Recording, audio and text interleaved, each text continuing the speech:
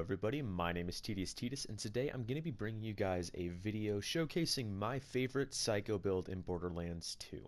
Now, this build I did modify from someone else's that I saw in a video a long time ago, but I sort of, made some modifications and made it more...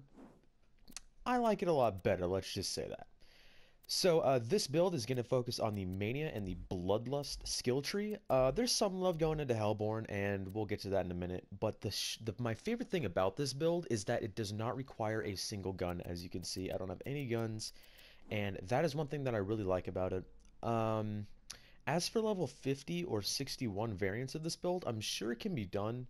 But considering I just happen to have my Psycho at level 72, there's really no reason for me to do that. I'm also doing this entire commentary live in one take, so if I mess up, please forgive me. Like that, I stutter sometimes. But anyways, let's move on. So the main skill I have to talk about a little bit, it's called Buzz Axe Rampage. Press L2 to start your Buzz Axe Rampage. During Buzz Axe Rampage, your melee damage and movement speed is increased. Killing an enemy instantly refills your health, and taking damage accelerates cooldown recharge. And you can tag, blah, blah, blah. So 500% melee damage on 120-second cooldown. Don't worry about the cooldown though. If you play this build right, you really don't need cooldown.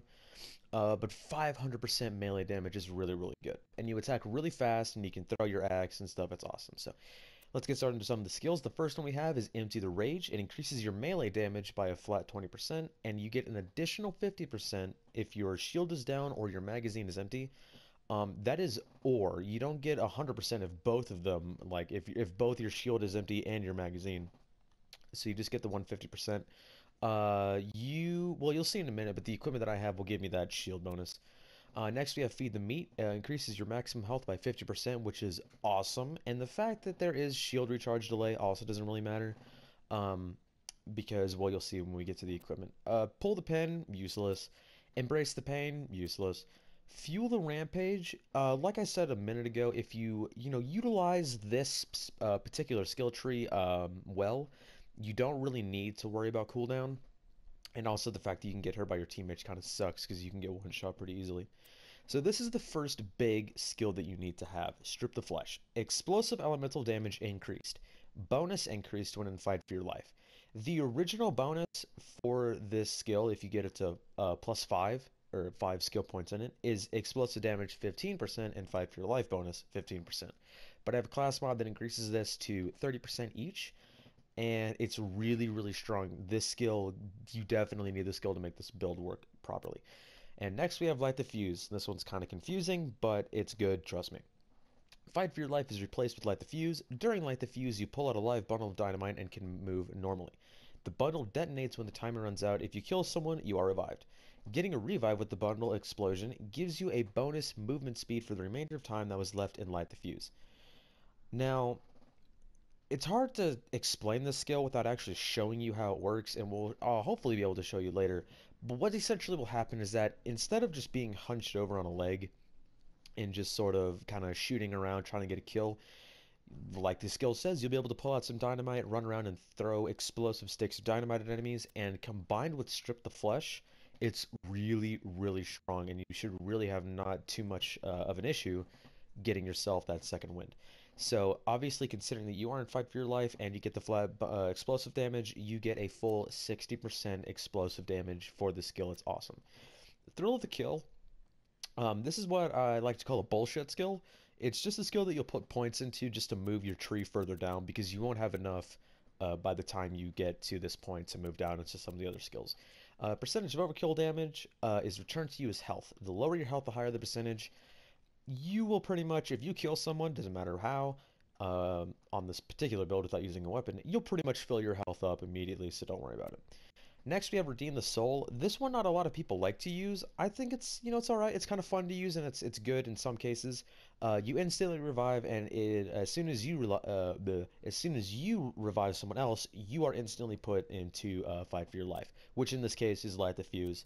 So be careful about that. It can only be used once every time Buzz Axe Rampage is on cooldown. Next, we have Salt the Wound. This is a really good one. Taking damage from an enemy while your shield is down adds a stack of Salt the Wound. Melee and shotgun damage increase for each stack. At maximum stacks, I can't do math right now, but that is a lot of stacks if you take a lot of damage. So it's just bonus melee damage, so win-win. Now, silent the voices. This build is melee focused. You are going to be doing most damage through melee.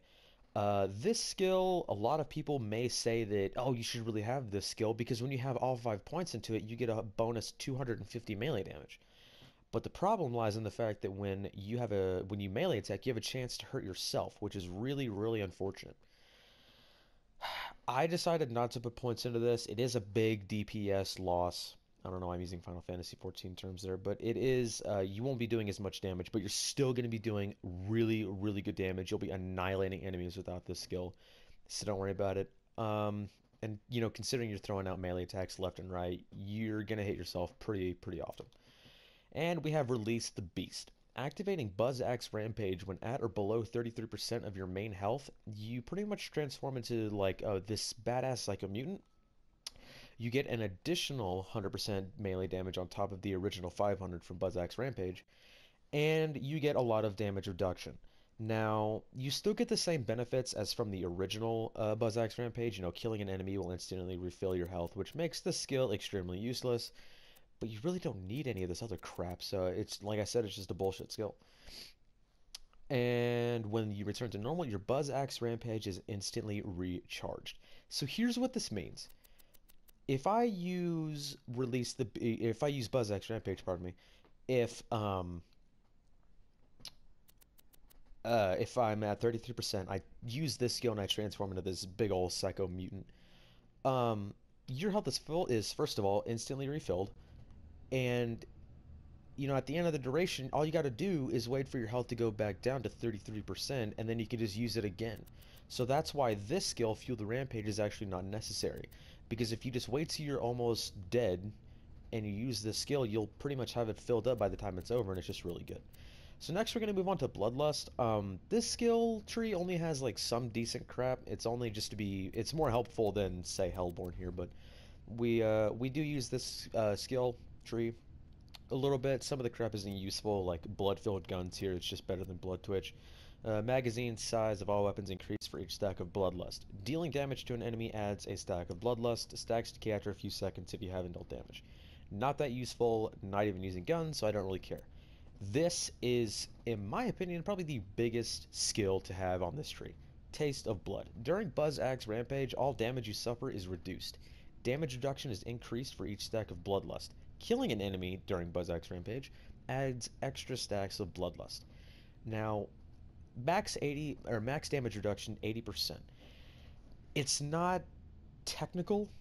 Say, for example, I were to have, well, you'll see later, but I do have, in the best case scenario, I will have over 100% damage reduction. You're not invincible. You just take, not that much damage at all. And you'll also see that I have a class mod that gives me more points of this, so I'm not actually sure what the original skill gives you. But this is really, really nice, and 48 stacks per kill, you pretty much kill 2 enemies, and you're good. One thing to mention, though, is that if I were to use, say, Release the Beast, and kill a couple enemies and I have 100 Bloodlust stacks, I'm not going to get the damage reduction or anything else until the next Rampage, because it doesn't count until when you actually use it. Then it'll take into your Bloodlust stacks into account. Buzz Axe Bombardier, it's just a little bit extra damage, and it's nice. When thrown, your Buzz Axe now has dynamite attached to it. Does some decent damage, and on top of the Strip the Flesh, it does pretty good damage. So it's nice. None of these other skills are really necessary. They're not really useful either. Bloodbath, also a bullshit skill. Killing an enemy with a grenade or explosion increases weapon damage for each stack of Bloodlust. Not really matters. Probably the biggest thing of the fact is that the enemy has a greater chance to drop grenade ammo, which you'll see in another skill here in just a second. Can actually make this pretty good if you have a really good grenade mod on. Moving on, Blood Trance. Duration of Buzz Axe Rampage is increased for each stack of Bloodlust at the time of activation. So it's really good if you have 100 stacks. By the time you use Buzz Axe Rampage, you'll be rampaging for a decent amount of time. And which could be a good thing, it could be a bad thing. I like it. There's no problem with it. And it ties really well into boiling blood. Increases the time before Bloodlust stacks start to decay. They will decay fairly quickly after this 2.5 seconds go down, but it's still nice to have in case, you know, you're running to a next group of enemies or whatever. And there's really nothing else much to say about any of those skills. Don't need nervous blood, it's whatever, don't use a weapon. Blood explosion. Killing an enemy causes them to explode with an elemental nova matching the element of the damage that killed it. Non-elemental damage causes an explosive nova. Nova damage increased for each stack of Bloodlust. Any overkill damage is also added to the damage caused by an elemental nova. Now, this skill is really nice to have if you do enough damage, which in this particular case, honestly, I don't.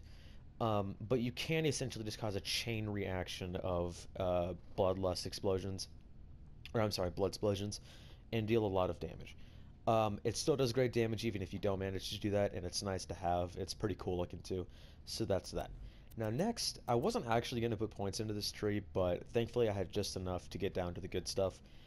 Fuel the fire, not really necessary. This is just used instead of burn, baby burn, because killing an enemy increases your chances of causing elemental effects. Um, and then there's a chance to light yourself on fire when igniting an enemy. We'll get back to this in a second. Pain is power. Weapon damage, yeah, we don't care about that. Melee damage increase. Effects increased while you are on fire. So you have a flat 25% bonus to melee damage, and then if you are on fire, you get an additional 50%. So that's plus 75 melee damage if you are on fire. And I know what you're thinking, how the hell am I going to turn myself on fire if I'm not using a weapon or without a grenade mod? Well, Fire Fiend. Melee attacks have a chance to ignite enemies, so there you go. And we don't care about that other crap. So your melee and ignite chance is 50%. I don't exactly know if Fuel the Fire will affect that chance. I rarely, well, maybe not really, but it's very uncommon for me to set myself on fire. And there you go. That I wasn't really going to put points into this, but I figured, you know, hey, there's more melee damage over here, and a lot of these skills are not very necessary. If you want to take some skills out of this tree, and you want to put it in stuff like Silent the Voices, or maybe you want to have Fuel the Rampage anyways, or any of this other crap, feel free to do so. Take this build and manipulate it however you want. And now moving on to the equipment. The big two pieces here are this particular shield and this particular class mod, the Rough Rider.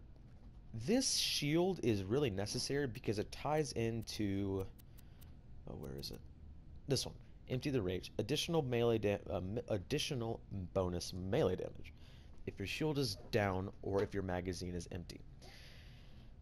The thing about the shield is that it has 0 capacity, so you're going to get that bonus automatically. You also get a flat 20% damage resistance and a bunch of health.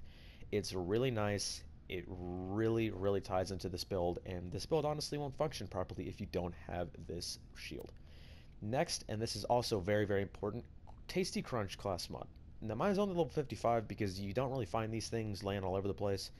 If I had a level 70 version, I'd be definitely using that, but unfortunately this is the best I have, and this works just fine.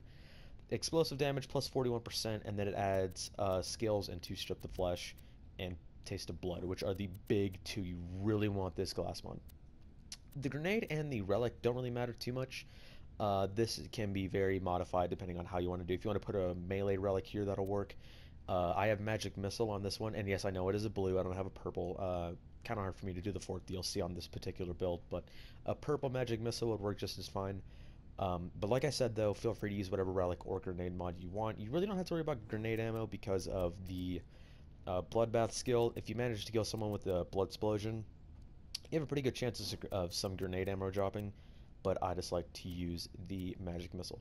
So what I'm going to do now, guys, is I'm actually going to switch over. I'm going to cut the video. I'm going to meet you guys over by some enemies, and I'll demonstrate how this build works. So I'll see you guys in a second. Alright guys, we are back. This is actually the second take that I had to do. I recorded this little segment here that I'm about to do a little earlier, and the game was too loud, and it was also just kind of a bad demonstration, so hopefully this one goes a little bit better, fingers crossed. But what I'm going to do is I'm actually going to demonstrate, like I said, how this build functions and how you're supposed to do it. So here's the game plan. I'm going to run in there with my 0 capacity shield and only 1.5 million health, and I'm gonna let the enemies wallop the hell out of me, maybe throw out some magic missiles while I do so, but I'm gonna wait for my health to get below 33% so I can use Release the Beast. When that happens, I'm just gonna go batshit crazy and start meleeing, you know, pretty much any enemy that I can seem to get my sights on. Apologies in advance. It might be a little hard to see a little bit just because I'm going to be swinging my axe constantly, and Blood Explosion takes up a decent part of the screen, considering I'm right up close and personal. But that's essentially how it's going to work. Hopefully I managed to get downed so I could show off Light the Fuse and how powerful it is with Strip the Flesh. And hopefully I'll be able to show you guys what happens when you catch on fire. And be sure to pay attention to right above my my XP bar, so you can see how the Bloodlust stacks work, and you know how they tie in with Blood Trance and Boiling Blood. So let's give it a shot. The enemies weren't really attacking me last time either, and it just was a bad demonstration. So I'm going to throw out some magic missiles.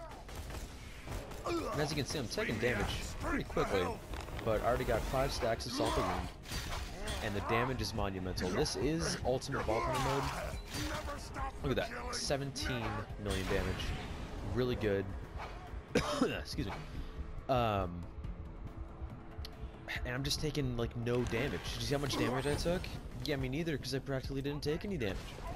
But I have, like, 18 Salt the Wound stacks at this point. Really good to have. It's really why you don't want a shield to begin with, because you just get all this, you know, all this melee damage with all the stacks. So enemies just get obliterated when you walk through, and there it is again, an 18,000 blood explosion.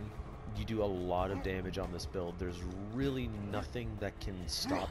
And I say that with semi-confidence because there are times in the game where this build is not going to be very viable. When enemies are long range for the most part, can't really do much against them. And there are some enemies, like maybe an ultimate badass loader, pretty much an ultimate badass anything, will just be a pain in the ass for you to have to deal with, because you have to get so up close, and their stomps or whatever just do so much damage, it's ridiculous. But there's really nothing else to say about this. This is pretty much how the build works. 27 million damage, and that just chains off, you know, over and over to anyone who is unfortunate to be caught in the crossfire. With all these Bloodlust stacks, I'm rampaging for forever. I have, you know, a lot of damage resistance. Just sort of go off. Yep, there he is. He's in here somewhere. There. Oh, it's a Raging Glue. Good. So like that attack would have done some damage. But see, even from this guy. Okay. Here's Light the Fuse. As you can see, I can still run around, and I can throw out sticks of dynamite like pew, pew, do some damage. In particular, this guy would take about 5 million. But what's really cool is when you hold square, you die. That was not a very good example, and I apologize for that. But essentially what'll happen is, excuse me, you'll do a lot of damage if you explode the bundle outright. Usually, as you can see, you really shouldn't do it unless you know for a fact you're going to get the kill, which I thought I was. That should have done well over, you know, a few million damage. And you will see a lot of dying on this build. This build is not meant to, you know, let you soar through the entire game and just, you know, just be absolutely unstoppable. Because like I said, a lot of bosses will be able to, you know, take advantage of the fact that you're close range. And even though that your Buzz Axe is on, I'm just gonna go a bunch of other enemies. Even though your Buzz Axe can be thrown, you know, it arches funny and it throws weird, and you know it can be good. But against long range enemies that have a lot of health, say in Ultimate Vault Hunter mode, it's just not very smart.